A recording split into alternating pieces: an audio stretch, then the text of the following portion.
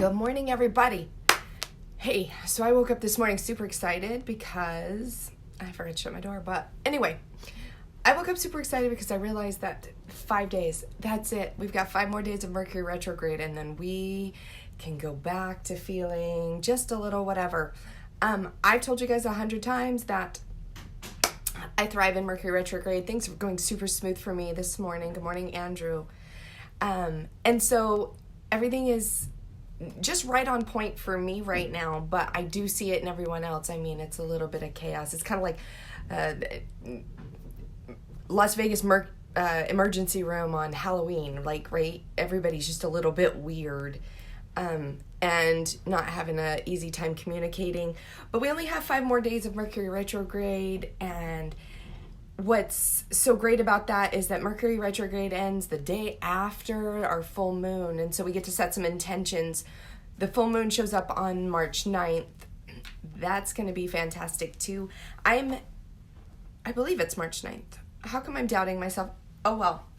We have a full moon coming up, and guys, it's going to be really, really fantastic to finish up some work and set some intentions and get rid of some of this energy that we've been carrying around with Mercury retrograde, because Mercury kind of has been making us a little bit bad communication. I know you guys have seen it. Come on.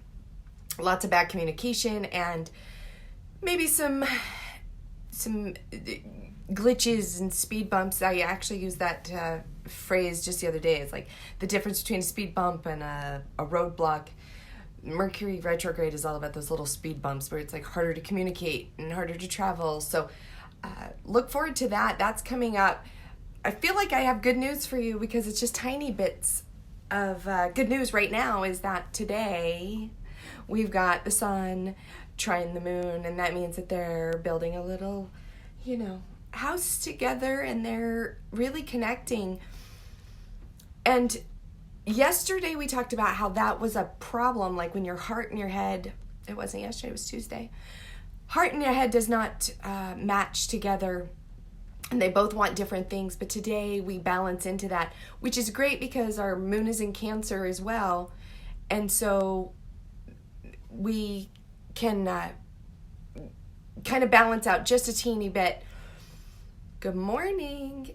We balance out a little bit, and where we're wanting to be at home with the moon in Cancer, we also today can kind of feel like we're communicating what we want, like ourselves and our identity with our emotions. So that's my favorite trine aspect, is when the moon and the sun are working well together, because you feel very certain in the things that you're doing. Mary Beth, good morning.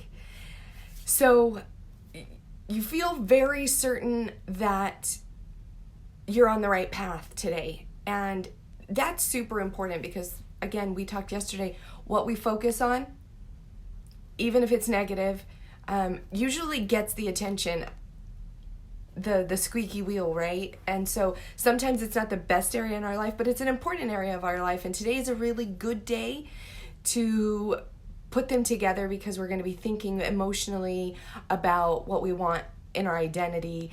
And the two are just beautiful together. This is my favorite time. Now, there's a couple of little hiccups for you today, just not like doomsday stuff at all, just something to be aware of, and that is that the moon is also, though, today in opposition of Jupiter and Pluto. So Jupiter is our higher education, and Pluto is really all about our finances. And so, good morning. So when we talk about opposition, we just talk about two things that they're not jiving together. They're not wanting to be together. It's you and your best friend on PMS day. You don't want to talk to each other, and you just can't agree. So that's what you're going to do, is you're just going to kind of avoid those things. And that's my tactic, right? Is today, don't go too hard trying to learn anything new, and don't deal with your finances because you're going to be overly emotional about it. And it's never a good idea during an emotional time to deal with our finances, right? It's kind of like going to Costco when you're hungry because you're going to do something stupid.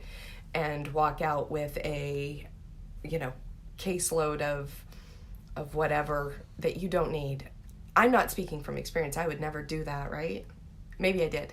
Anyway, guys, so stay away from your finances today. Deal with those tomorrow. We got some fun aspects coming up tomorrow. And like I said, we have the full moon coming up too. And Mercury's jumping out of retrograde, so I'm super grateful. Because as a coach, guys, I do sessions in the evening, and it's been weirdly crazy during Mercury retrograde. Last night was super hard to get connected, and then when we finally got connected, we ran over time. It was tough. And I see that happening with everybody. So let's get out of that. And I don't know, guys, go enjoy your day. I don't know what you're going to be doing today.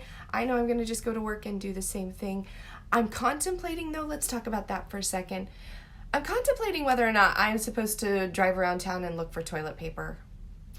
Don't laugh at me, but there seems to be a toilet paper panic, and I don't know what I'm missing. Does anybody else feel that way? I'm going to blame the planets, and I'm going to blame all of this on some astrology. But what's with the toilet paper?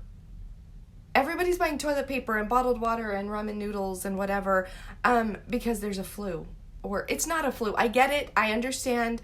Guys, I've done a ton of research on the coronavirus, but I'm still a little confused about the toilet paper.